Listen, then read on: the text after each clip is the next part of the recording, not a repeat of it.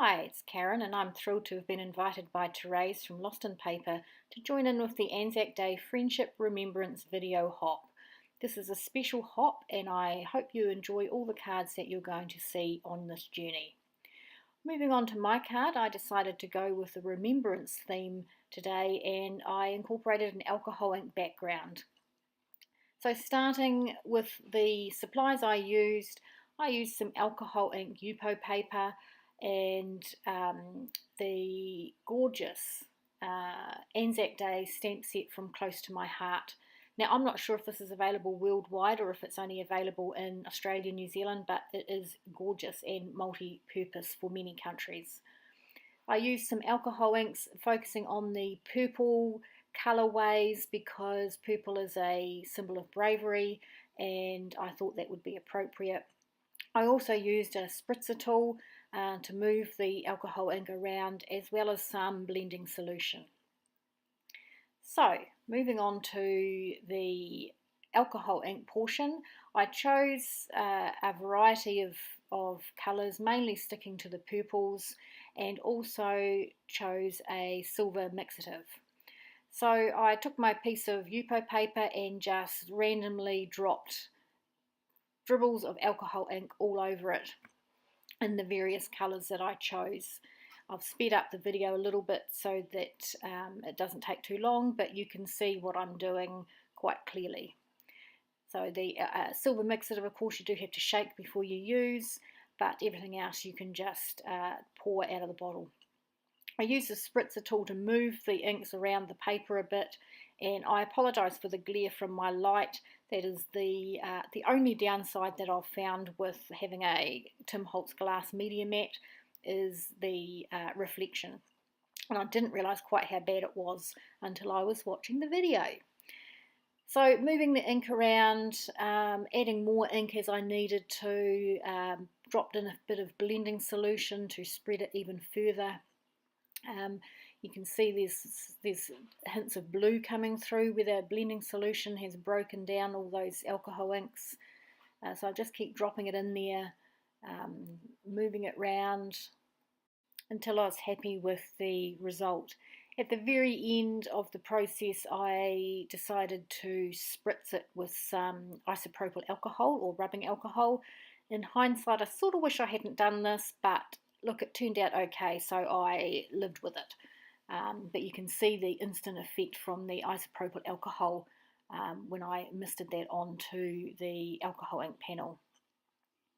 So I finished with that, I moved it around a little bit, and then I set it aside to dry while I worked on the rest of my card. The cleanup was easy with a what do you call it? The stuff, hand sanitizer. That's the word. And I then pulled out my stamping platform and worked on the card base. Now it's really hard to see, and I apologise. I used a very pale grey ink from My Favourite Things called Grey Ink and stamped the two different poppy images from the stamp set across the bottom in that very pale ink.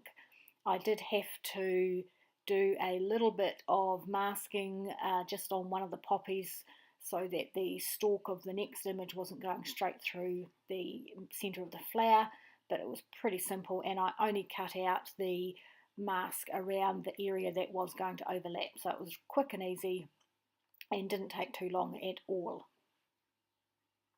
So I spent a wee bit of time masking and stamping. I triple stamped each of the poppy images just to get that ink a touch darker. You can see it in the real live card quite well, it's just hard to show up on the video. So at the end I made sure that the image was off the side, both on the left hand side and the right hand side of the card base, to give it some continuity. And once I had finished stamping the poppies, it was time to add the sentiment.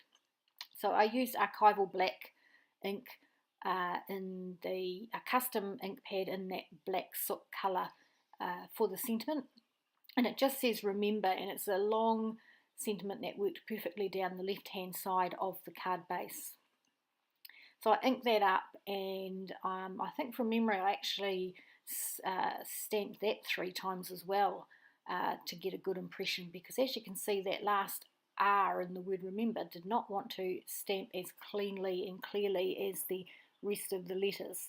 So I kept at it and finally got a good impression, and that finished off the card base.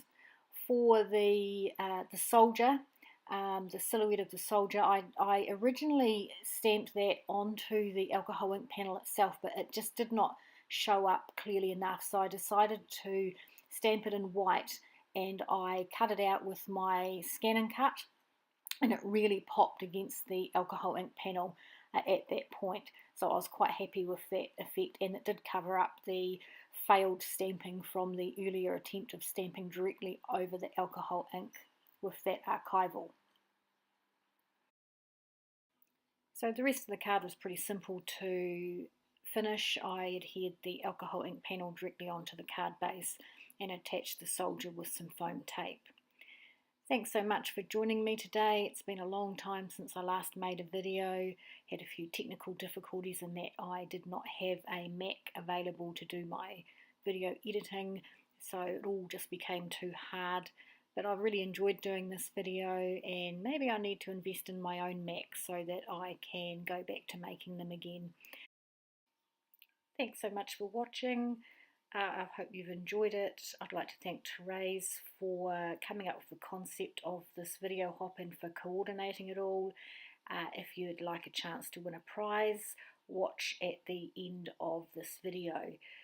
To win the prize, you can either leave a comment below or over on my blog, and I will randomly choose the winner to win either the stamp set I used in this video or Mama Elephant Playful Pups stamp set and matching dies, and I will send those anywhere in the world. So good luck and thanks again. Catch you later. Bye.